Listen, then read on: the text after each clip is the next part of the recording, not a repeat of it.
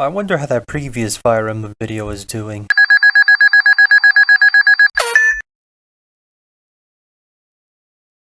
Well, I did say I wanted to make more Fire Emblem videos, so sure, why not another one? I've had plenty of thoughts and ideas in the shower, or at work about new things I would like to see in future Fire Emblem games. So in no particular order, here's 5 of those ideas I had.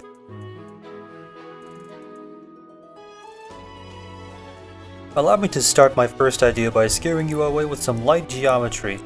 Don't click away. To make a long story short, I'm getting a little tired of the basic square tile maps that Fire Emblem has been using its entire history, all the way from Shadow Dragon and the Blade of Light until the present day, solely because it takes a whole 2 movement to move a unit diagonally. So imagine here, if you will, if there existed a repeating geometric tile shape that would allow me to move up, down, left, right, or even diagonally using only one space of movement to move in any direction. Why yes, I also watch CGP Grey. A hexagon tile will allow me to do exactly that, move in any direction without spending 2 movements to move diagonally, because Fire Emblem characters don't know what a hypotenuse is, and I also think it would be a new and interesting change to Fire Emblem map design, no longer relying on just boring squares, and could be a nice way to spice up and innovate the gameplay. Or maybe they try it once and then we never go back to hexagons again, and it'll just forever be that one Fire Emblem game that tried hexagons and then everyone hated it. But this next idea, I'm pretty sure people would not hate, and that would be... I'm not sure if I really need to give an elaborate explanation on this one, aside from the fact that it would be cool as to be able to dual-wield weapons in Fire Emblem. Imagine here, instead of just one weapon slot, a promoted unit would be able to dual-wield any 2 weapons that are available to a particular unit's class. As an example, a Swordmaster can wield 2 swords, or a Berserker charge into battle with 2 axes. A hero will be able to carry 1 sword and 1 axe, or any of these classes can carry 1 weapon and 1 shield instead. Though before you get any more radical ideas, there are some rules. First being, not all weapons can be dual-wielded. The only main physical weapon you can't dual-wield are lances, since those are meant to be carried and used with both hands anyway. Secondly, I would also introduce a new kind of weapon, great weapons. These are essentially larger, heavier versions of the weapon that have higher stats and damage output, but with the drawback of high weight and/or units needing to reach a certain strength stat in order to even wield them. You cannot dual-wield a great sword, great axe, or great shield, since they would be too heavy and would take up both weapon slots. Except I am willing to make a small exception for the next idea I had.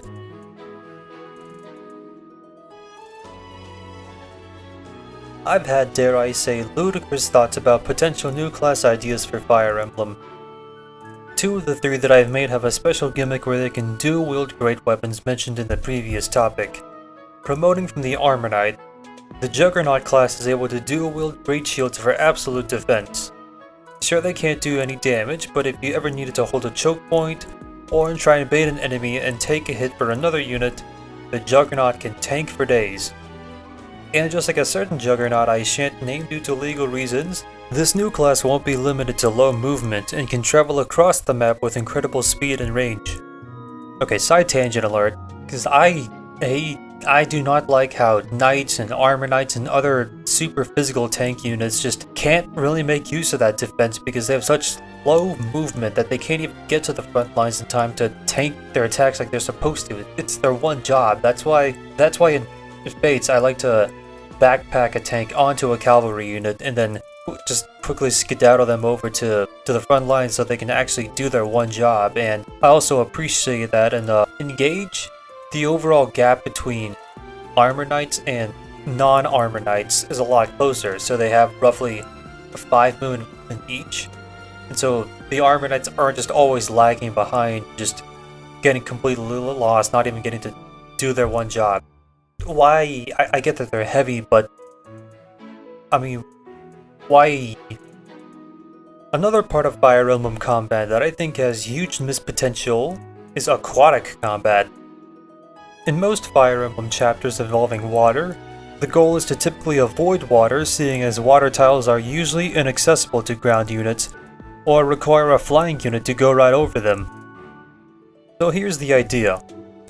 How about we get one new unit called the Aquanaut, whose entire gimmick is around walking on water tiles and accessing previously unattainable positions to flank the enemy, or explore the map to unlock chests. That would become an alternate side mission for the map. Okay, functionally they are walking on top of the water, but in universe I imagine them either swimming on the water or just barely diving underneath the water tiles. Once they promote, they become the Submariner class. That has the standard higher stats and new skills, but building on the previous topic, the Submariner is also the one class that can exclusively dual-wield lances. Well, how the heck does that work?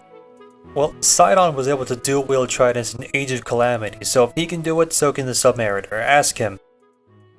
The next and new final class idea was something I wanted to share for a couple of years, but I wasn't really able to find a good place to mention it until now. This class is meant to be an absolute terror on the battlefield, and function as sort of a mini-boss as it strikes fear and panic into the player. This is the Zealot class, a glass cannon unit with extremely high offensive stats at the cost of paper-thin defense and resistance. They show their love of combat with their proficiency in swords, magic, and brawling/martial scrolls. Adding on a bit of horror, they can come with a miracle skill on higher levels, and even have Gale Force on Maddening. Why? Because fuck you!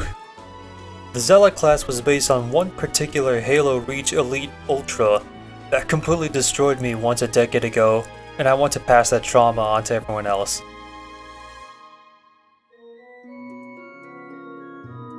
So this is kind of already a mechanic in Fire Emblem. Wind magic is effective against flying units, light magic heals units or does other support effects, and dark magic is weird or offensive. I'd like to see magic have other environmental applications to change up the flow of battle during the player/enemy phase, and not solely focus just on combat. As a couple of examples, fire magic can burn down forest tiles, and any unit standing in it will take damage at the end of player/enemy phase. Or there could be explosive red barrels on the map that the fire can ignite, causing an AoE explosion doing massive damage to anyone standing within the blast range. Thunder magic has the usual 1 to 3 hit range with the reduced accuracy, but now will deal bonus damage against armored or aquatic units. My reasoning is that the large metal armor on an armored unit, or the soaked clothing/armor on an aquatic unit would conduct electricity, thus taking more damage. Wind magic still has an advantage against flying units as normal, light magic is generally supportive, and dark magic is still offensive.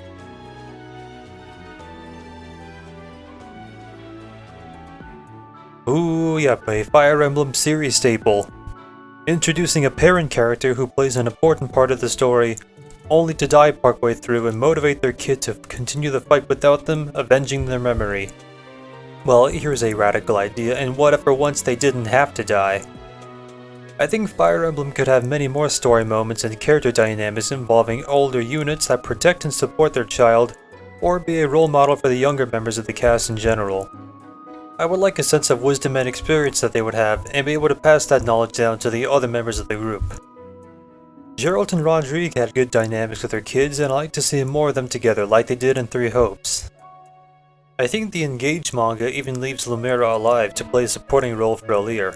Okay, another side tangent alert, because I'm watching Ian replay Engage, and I just remember when we get to the Lumira chapter, the very beginning of Fire Emblem Engage, and I think back to my very first time playing it, and as soon as I saw her, I was like, oh, yep, she's already dead. She's gonna die next chapter. The next chapter has her name. She's not gonna make it. So as a whole, I'd like parent characters to live and play a more active role in the story. I sense a disturbance in the force. A curl of the monkey's paw, if you will. Oh yeah, that's my doing. Let the parent live, but instead their kid dies. Imagine how sad it would be as the turns table, and you imagine Geralt holding Violet's cold, lifeless body in his arm, or the Farkastats do the same with their kids. If the Zealot idea didn't make you cry, maybe that will. This is your fault. You should have cried earlier, and none of this would have happened. This is on you. These were just some of the new ideas I would like to see implemented in future potential Fire Emblem games. A new omnidirectional map layout, dual wielding and heavy weapons, new classes that can utilize those weapons, more magic effect in battles, and parents playing a larger role in the story. Which of these new ideas did you like? Or how about you share some of your own potential new ideas to put into a new future Fire Emblem game? If you think any of these new ideas are good, then how about you leave a like? Maybe even share with someone else who might like these ideas, or you can be that one person that says, yeah, I was an original subscriber. I liked these guys before they went big, but back when they were still an indie group. Yeah, you can be that person. But until then, do have a good one until we see each other again.